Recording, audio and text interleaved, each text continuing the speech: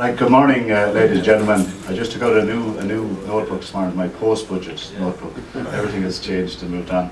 And I think it's a bit the same feeling nearly always the morning after the budget. You know, you still have to get up and go to work and nothing really much has changed. And in advance of it, you think that it's going to be a life-changing and a major change. It's a bit like the Grand National, everyone wants to have a big punt and thinking there's an opportunity, and then it's over and you know well that you got to be overly excited. I suppose the big thing about today's budget, and there was a massive build-up and so on, is that the whole economy has changed very substantially. We were looking forward, I wouldn't say looking forward, we were expecting, 3 or 4 or 5, 6 months ago, a 2 billion reduction, and eventually the economy began to grow, and it is growing very rapidly. It's the fastest growing economy in Europe at the moment, and you could say maybe that's no big deal because Europe is not doing so well. But we took a major drop, and now we're lifting very, very quickly. And it did give considerable leeway to the government, and obviously they had a lot of different issues to deal with. I suppose one of them being that the 2 by-election results were pretty dreadful for them, and 50,000 plus people marching in Dublin on Saturday about a particular issue they brought in and so on. As the CIF, we were very much in the crosswires in terms of the industry needing to lift itself up, the need for infrastructure, the need for housing, and the potential we have to create jobs. And we certainly made a lot of lobbying effort on those particular points, and a massive lot of the commentary was about the builder's budget for the last 3 weeks. The Independent, I thought that was probably the biggest kick in the backside we could get. The Independent with a front page headline, builder's budget on the way. It didn't really materialise that way in terms of incentives that we had been looking for on the private building side. But on the other hand, there's a very, very substantial investment in social housing, and I still don't fully understand how it's being fleshed out. There's about 200 million extra in the capital budget. They're talking about building 2,500 houses this year, but they're talking about sort of creating off-balance vehicles and PPPs and so on. That is going to bring the total spend up to 2.2 billion over the next 3 years.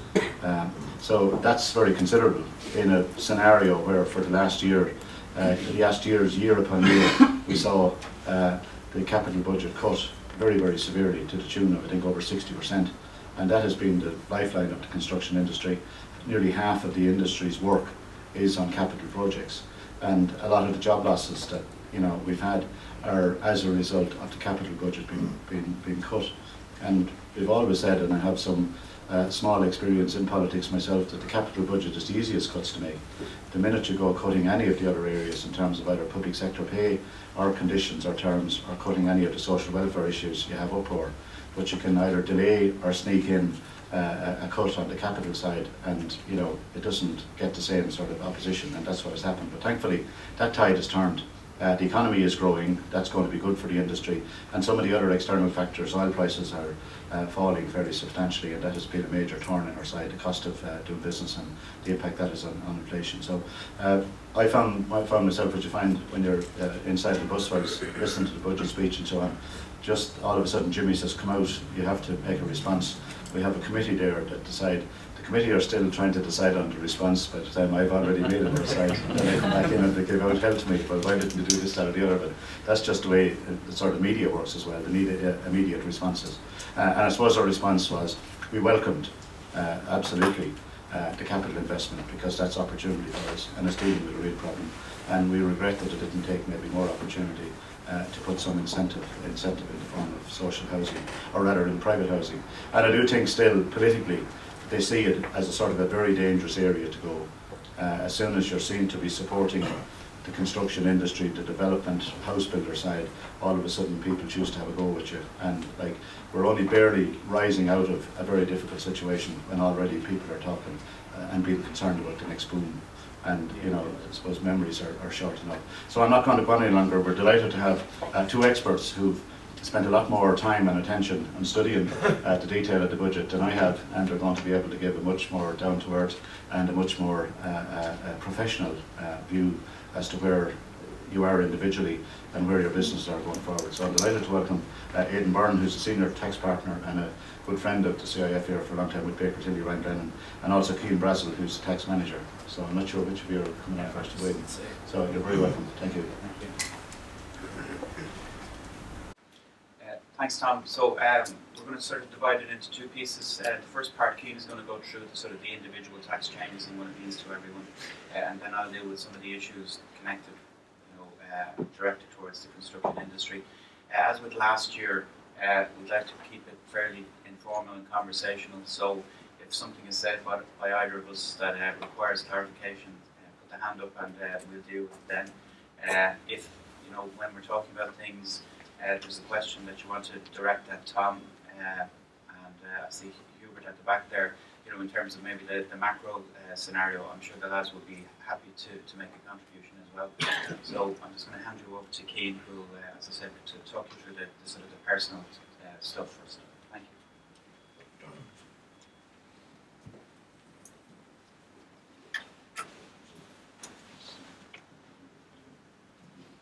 Thanks very much, sir.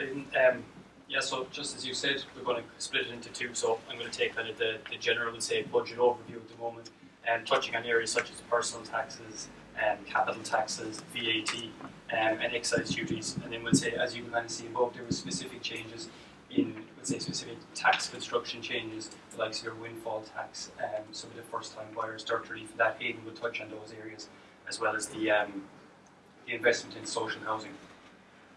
So yesterday, Michael Noonan introduced the budget and kind of set out three main aims. There was to regain control of Ireland's physical and economic policies, to grow the economy and to get people back to work.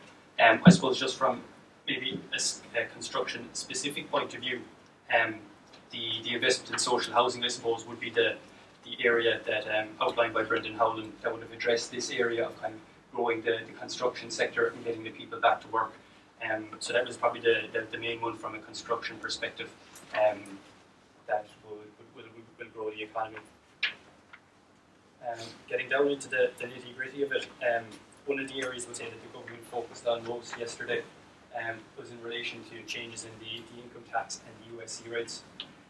Probably the main headline grabber would be, from an income tax perspective, would be in relation to the reduction in the higher income tax rate from 41 to 40%. There was also then changes in the standard income tax bands. They would be in the areas of a single individual, the band increased by €1,000, as well as, a married tax band where there is one income in the family. There was also a lot of changes in relation to the universal social charge. There were both reductions and increases in various rates. Just to kind of give you a flavour of the changes in this area, the 2% and 4% rates, they would have decreased by to 1.5 and 3.5 respectively, as well as changes in the actual USC bands. There was also the introduction of a new 8% rate, as well as an increase in the so yeah, as I was saying, there was changes in relation to the universal social charge, the various rates and bands. So as I said, the 2% rate was reduced down to 1.5, and the 4% rate was reduced down to 3.5. There was also the introduction of a new 8% rate for PAYE income in excess of 100,000, and an increase to 11% for the self-employed income over 100,000. I suppose that's all well and good, but I suppose what does it mean to the person on the street? But what they were looking at was the combined effect was almost retaining the 52% and 55% marginal rate for the very high earners, whereas reducing the marginal rates in for low and medium incomes. Just to give you probably a couple of examples that were published by the Department of Finance yesterday, for a single person with no children, a €35,000 income, at the end of the year, it's worth €396 to them, so it's an increase in income of €396, which I suppose, if you look at something that everyone seems to be focusing on, is the likes of the water charges, and that it does go a long way to offset that additional charge. Again, we'll say for a married couple, we'll say one income. Again, if you take 45,000, it's worth an additional €400 to that family in the year. So again, there is, while there is the increased charges in respect of water, and that they have been offset by some of the changes that have been brought in this year. Just as I mentioned there was no changes as well to the PRSI for going forward. From a corporation tax perspective, I think it was very good that the Minister outlined their commitment to staying with the 12.5% corporation tax rate. I think that's very important from a foreign direct investment perspective. Would say that rate is one of the key areas that companies would look at when looking to invest in Ireland. Probably the biggest change from a corporation tax perspective would be in relation to this phasing out of the double Irish. For people, I suppose, maybe who aren't aware of what this is, a very, very brief outline of it would be where you have a company that's Irish incorporated, but it's centrally managed and controlled, and say, outside of the state. In this case, the tax can actually fall out of both the Irish tax system and the foreign tax system. So it's basically your earning income has been taxed in either state. So Ireland, this is an area that has been looked at from a kind of an international perspective, and it's an area that our countries are putting pressure on Ireland. So I would say they've looked to address this issue in the current budget. What it means, I suppose, is for new companies where they're registered and incorporated in Ireland, they now will be tax resident with effect from 1 January 2015. So it's not possible to avail of this loophole. For companies that are currently, we'll say, have this mechanism in place, it's been phased out over the next 5 to 6 years. So it's a transition period will take place up to 2020. Another change from a corporation tax perspective was the extension of the startup company relief to new companies. At the moment, this is a relief, a corporation tax relief up to 40,000 of corporation tax for a new business which sets up. Now, I suppose it's just worth noting that, let's say, someone that's operating as a sole trader and transfers their company or transfers their trade to a company will not be able to avail of this relief, or if you were to acquire a business from another individual. But this, as I said, has been extended to 2015, so I think that's good for the kind of the creation of a new business going forward. Something which the Minister briefly touched on yesterday, but the exact details haven't really been expanded on yet, would be the knowledge development box. What this is, it aims to, we'll say, enhance Ireland's existing intangible assets. So we'll say at the moment there'll be certain provisions in place in relation to IP in Ireland. I would say these knowledge development boxes are something that's widespread throughout Europe. So again, it's foreign direct investment, and in order to try and attract foreign direct investment, we need to be seen to be competitive in this area. So really all that was announced yesterday is that there's going to be a public consultation as to how this should operate. They're going to compare it to, let's say, schemes that are currently in place and to see what the best practice is. They're hoping for next year's finance bill or post the OECD discussions on the BEPS project that they'll then be able to put this in place from next year. Finally, just in relation to R&D, one other change in the corporation tax sector would be in relation to the removal of the 2003 base year expenditure. For anyone that's possibly worked or has come across this area, at the moment for qualifying expenditure, you have to, for a qualifying spend in the current year, you have to reduce that spend by whatever was spent on qualifying expenditure in the year 2003. So that's now been removed going forward, so it should increase any R&D claims from 2015 onwards. So again, I think that's an important area for new companies coming to Ireland, because a lot of them are in the tech sector, or would say possibly the pharma sector and that. So by making those changes, I think it ensures Ireland stays competitive. From a VAT perspective, I suppose it was quite a quiet budget. There was very little announcements in this area.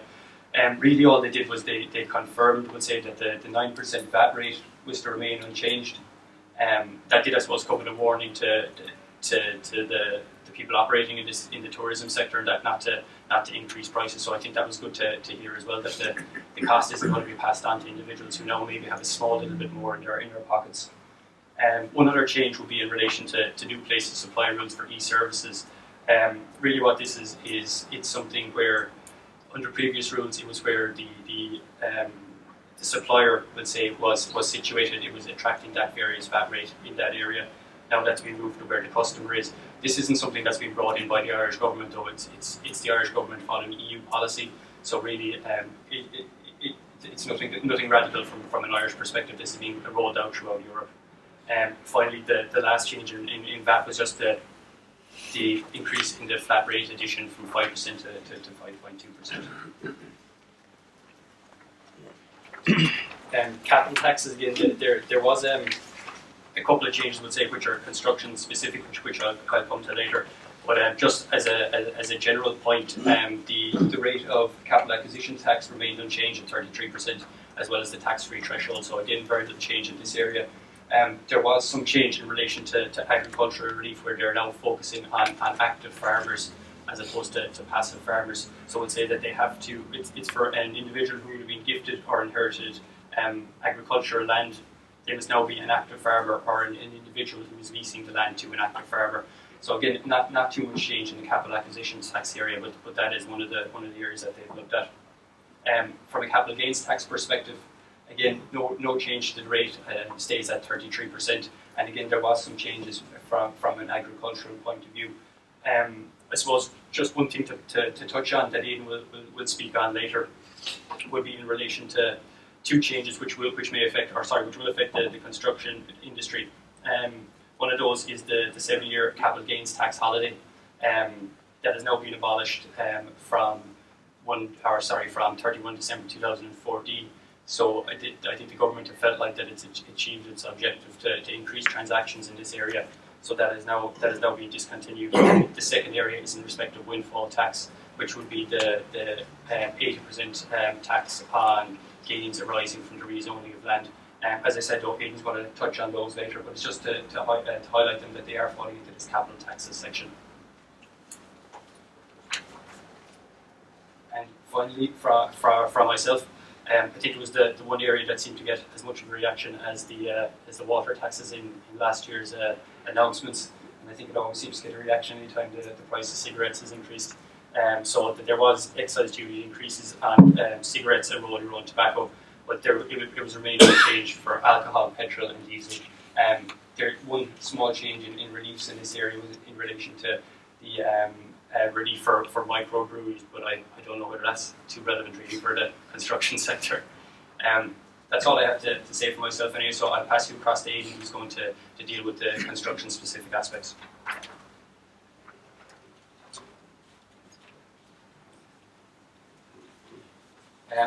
Thanks, Ian. Just before I go into the specific areas with construction, just sort of an overview of what Ian has talked about.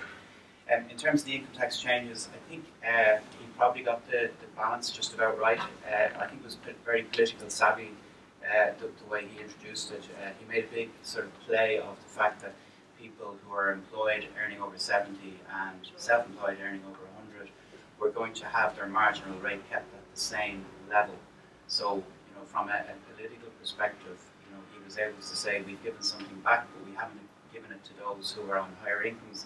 The figures that Keane read out there, at the 35,000 level, there's 396.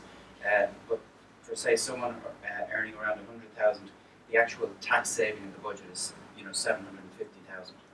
So if you think of that in the context of the water charges and the full year effect of property charges, the likelihood is most people will be fairly line ball, so that even though water charges are coming in next year, with the tax decrease that's happened, family income is likely to be more or less the same. So people, despite the way it was announced yesterday, looking as if those on higher incomes had been penalised, they've actually benefited to the same extent as those on incomes up to 100,000. In relation to the international tax changes, I think what he's actually done is he's actually got in before most other countries react to this OECD international tax project that's ongoing. So he's stolen the march on our competitors, and what's being suggested with this knowledge box, which by the way will be available for Irish Indigenous companies. It's not just for foreign companies. What he's done there is he set the scene in Ireland, and I think in the longer term will make it more attractive. The use of the double Irish, whilst efficient from a tax planning perspective, wasn't based necessarily on real commercial activity. And the new method, the new scheme that he's introducing will be based more on the feed substance here. So I think he's actually stolen the march on a lot of our competitors. A lot of the other jurisdictions, the UK, the Netherlands, Belgium, Luxembourg, they have patent boxes, and the hint is in the name in that for them to get a tax benefit there, it has to be a patented type invention, whereas we're having a knowledge box which is much more widely drafted. A lot of companies that I deal with actually have stopped patenting their inventions simply because the best way of someone else finding out what you're doing is to take out a patent, because you have to publish what you're doing. And what they're finding with certain parts of the world, over Asia way, if you take out a patent within 3 months, they're producing your goods, and you have to go through a long, rigorous court battle to actually protect your patent. So a lot of companies aren't bothering patenting, and so having a knowledge box as against a patent box, I think, is a very intelligent way to go. And a lot of the tax reform that was introduced on a sector-led basis. So I think agriculture got a lot of attention yesterday in terms of those changes that will help in moving property that's held by maybe more elderly farmers onto the younger generation, giving tax breaks around leasing, making sure that the benefits of CAT and CGT aren't lost by virtue of doing that. And I'd say it's connected with the fact that the milk quotas are ending next year, and there's a big opportunity for Ireland really to be a major player. So in relation to the construction industry, I remember standing up here last year and we were having a debate as to whether the home renovation incentive scheme would actually make a big difference. And I think the statistics he produced yesterday, which I presume are accurate, are pretty incredible. 9,300 homes availed of the scheme, 190 million worth of works, and 3,000 contractors. And I suppose driving around Dublin, you can see evidence of it. There's a lot of skips outside private homes, so I suppose it has had a good effect for maybe the smaller contracting builders. So what they've done is they've extended the relief to the private rental sector. I was recently involved in a submission to government on behalf of the Royal Chartered Surveyors, where the whole question of the private rental market was being debated.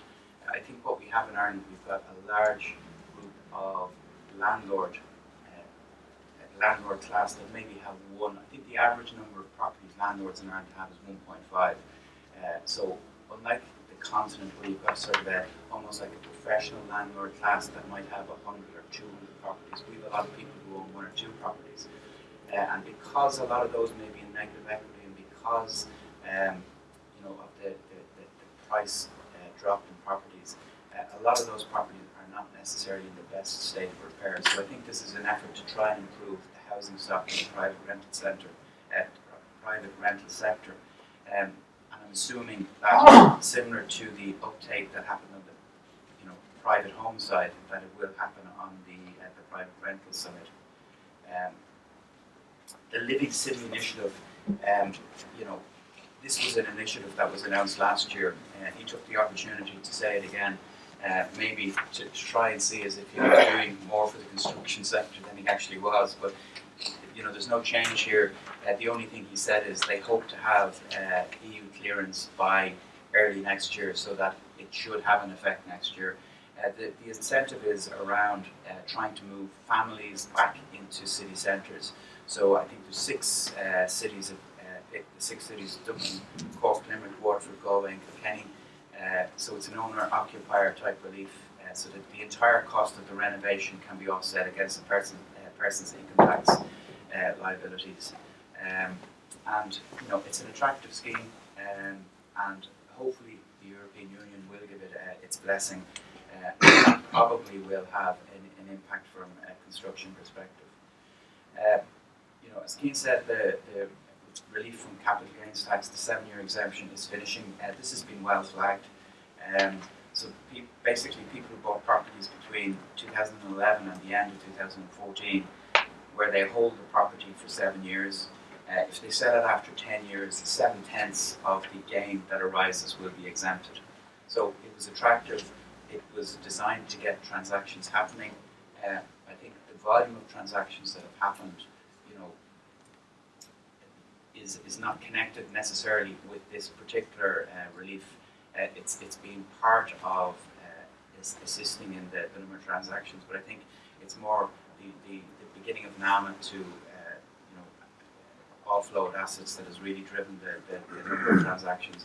But certainly, I think there will be a flurry of activity between now and Christmas if people are in the process of buying. This should certainly get them closed by Christmas. If they don't, they'll lose this opportunity. The windfall tax, I suppose this was brought in a number of years ago, and it was brought in, I think, as a reaction to what had happened. I don't know if there was any real sort of commercial basis for it or any real reason why it should happen. I think it was one of those things, it was probably a reputational type thing. The government wanted to be seen to, deal with the speculators and, the developers, as perceived by the public. There was a lot of anger around at the time, and I think this was just introduced as a sort of a knee-jerk to that. I doubt if there's been one transaction where someone has paid 80% tax. If they did sell, it would have to have been for a very good reason, because 80% tax is, it's not a tax, it's more or less give me the asset. So, doing away with it makes absolute sense. Transactions of that type will now fall to be treated as a normal tax transaction and just taxed at the normal 33% capital gains tax rate. There was rumours going around that the capital gains tax rate would reduce. It's a pity it didn't. I think the level of transactions that would arise if the rate was reduced would be astonishing. I think when the rate went down to 20%, the take from the tax tripled. 33% on a capital transaction is an awful lot of tax. Internationally, it will be on the high side, unless you go to the sort of the Nordic regions where the tax is traditionally much higher anyway. But from in the UK, we're talking about 20%, and there's entrepreneur relief that brings it down to 10%. So 33% capital tax on a transaction is actually quite high, and I assume and hope that it will be dealt with in the coming budgets. Tom and Hubert might have something to say about this. The hoarding of lands. I think the reasons why transactions, why land isn't being developed, is far more, complex than the minister simply saying that people are looking, to profiteer and hold on to land until prices improve. I think there's probably a major issue around the whole financing of development. As Tom said, the element of the budget that dealt with the public social housing initiative was very positive, but on the other side, the private normal house building, there was absolutely nothing. And to sort of introduce this threat that measures will be taken to deal with these people who are holding onto sites, I think is simplistic in the extreme. I think, as I said, the access to capital to develop is one thing. Access to services is another. I don't know if a lot of the land that's being held is actually properly serviced by public services. So I think there's probably that consultation process will be interesting. It was interesting when I was listening to the budget yesterday and I heard this. I sort of said, yeah, that's a good idea. So this is a scenario where if you're saving for a house and the new rules that came in last week in terms of the requirement to have a 20% deposit on a house purchase means that people are going to have to significantly save. So a house for 300,000, you're going to have 60,000 saved. It's a lot of money. And basically introduced a relief yesterday whereby the dirt on that 60,000 would be given back to the individuals. So you'd be paying no tax on your savings. And I said, yeah, that sounds very good, but when you actually run the figures, it's not particularly attractive. If you think 300,000 house, you have to save 60,000 at the moment, you'd probably be looking to get 0.5% on the interest. I'm not sure, my maths aren't great, but it works out basically at less than 200 quid. So in terms of it being an incentive to drive house purchase, I think the words that were said in the budget were far more impressive than the actual result it will turn out. In terms of the social housing strategy, the detail of exactly how all of this will be delivered hasn't been made clear. There's an investment over the next 3 years of 2.2 billion.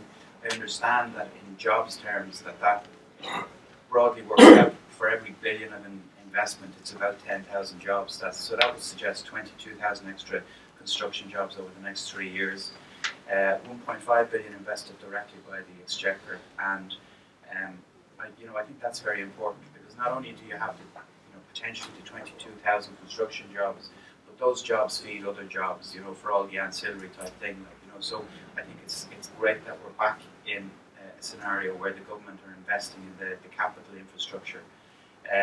300 million by PPPs. We've been involved in a few PPPs. They're horrendously complicated, but they do produce economic activity. And from a government perspective, there's private money coming in, and obviously then there's tax being paid as well. So it makes sense. The other financial vehicle, again, it was a bit woolly. What exactly it means, I don't know. But I think over the next coming days there will be more detail. But I think all in all, 2.2 billion of extra money coming in to build houses has to be welcomed and is positive for the construction industry. So, I mean, this is more sort of not tax or finance. It's more sort of the whole policy of planning, regulation and development systems. At the CIF conference, I think a lot of this stuff was addressed. I don't know, Tom, if you have any sort of particular comments in terms of what was said yesterday. But I think it's just sort of, again, repeating a lot of what's already out there. And we need to see whether they actually develop on, the broadly positive sort of strategy that's outlined in the 2020 document. I think just saying on that, and we've met Board Canola lately, and they're still in the Middle Ages in terms of their technology and doing anything online and so on. And they claim now that they have got approval to spend. And I did notice, and I didn't get much time to go through, but there's a substantial increase in the Board Canola capital spend. Right. So I assume they're going to invest in technology, because they claim that they haven't seen this pick up yet. That they're still going along with the same amount of applications and so on. But clearly, if there's going to be this increase in activity, their workload is going to increase, and they need to be able to deal with it. So, as far as I know, there's a substantial increase in the capital budget for Board Canola's own spend. Okay. I mean, I think it's interesting. I think that there's a whole lot of different figures being bandied around in terms of how many housing units we need. But I think a reasonably conservative figure would be somewhere between 20 to 25,000. The budget deals with 1/10 of that figure, so there's still a big gap in terms of the whole question of providing housing that's needed and that people are willing to buy. I think what was not addressed in the budget is putting the construction industry in a position whereby they can gain access to capital to enable development to take place. I think that's the big sort of gap. There's obviously mention of the strategic investment bank, which will be announced over the next while. Apparently, there's going to be better terms, longer terms, and flexible conditions. Now, whether the construction industry will be part of that whole process or not, again, time will tell. But whilst the budget was broadly positive, there was a lack of detail around the rollout of that new organisation. The PPPs have delivered 23 schools in recent years. There's also been a lot of road building, a lot of the motorways, the bypasses have been done through PPPs. They're currently there's a PPP out for the service stations, on the motorways. So there's a lot of activity in this area, and it has delivered a lot of the country's infrastructure. And from a government perspective, because private money is being used, and typically the payback is by way of the motorways toll charges, and that it's a pretty attractive way for them to get the infrastructure in place. And again, this channel investment funds to the voluntary housing sector on an off-balance sheet vehicle.